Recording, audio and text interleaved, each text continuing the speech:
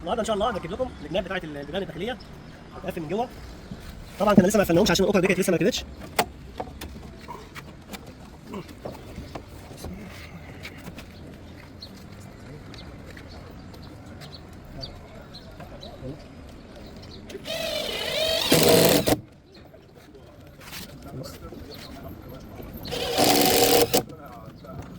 الزاويه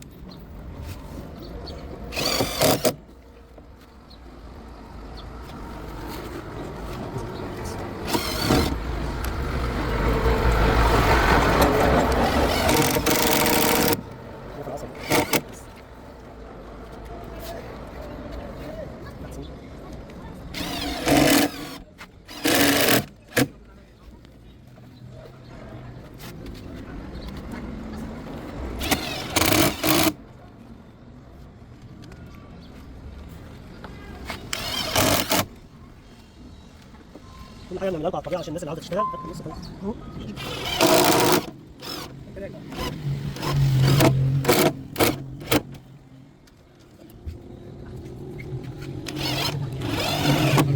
سلام.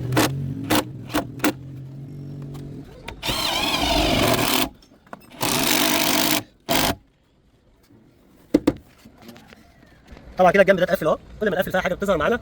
طبعا لسه فيديو الفينش الاخير، طبعا لسه هنتولد ونعمل. هنقفل بقى الجنب الثاني.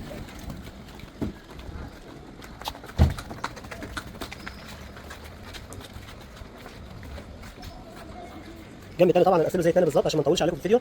هيبقى بالشكل ده برضه. دي طبعا هنسميها الزئرده، بس استقرينا على الاسم ده خلاص عشان صغيره. طبعا لسه شويه توليدات هيزروها كمان وشويه شغل لسه يتعمل. كل يوم بنعمل فيها حاجه الوقت اللي احنا فاضيين فيه بنشتغل فيها. دي طبعا نعملها كرسي واحد زي موتوسيكل بالظبط، عاوز تروح تقدر مصالح البيت عليها ولا حاجه. وطبعا لها الشنطه اللي ورا تحط فيها التسويق، تحط فيها اي حاجه من ورا برضه. وشكلها مش بطال. احنا طبعا عاملين واحده طويله عندها عشان في ناس كتير تعلق يقول لك ما طولتهاش 2 كرسي من ورا. ليه عاملين واحده قبل كده؟ عليكم السلام ورحمه الله وبركاته. طبعا الازاز ركب وكل حاجه ركبت. هي في الازاز يا عمان. طبعا نزلت لكم الفيديو بالتصنيع بالكامل من الاول للاخر عشان الناس اللي عاوزه تشتغل او عاوزه تعمل، ممكن عند اي سمكري ولا اي حد يقول له فيديو بالتصنيع. انا انزل لكم فيديو كامل ان شاء الله، فيديو كامل بالتصنيع هجمعه لكم انزله لكم ان شاء الله عشان الناس اللي عاوزه تشتغل.